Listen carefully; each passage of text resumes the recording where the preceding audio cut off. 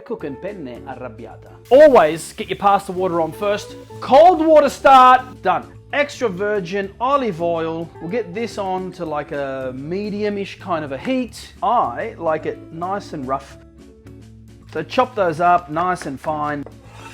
Okay, I'm going to turn that down. I am going to sprinkle salt. So I'm going to use 4 of these and I'm just going to chop them up roughly. You will start to see the color of the garlic change a little bit. I am happy with that. In with the fresh pomodoro. Punch of salt. I'm going to add a little bit of my old mate, Nonna's trick, apple cider vinegar. I'm going to put a full cap into this. A little bit of salt.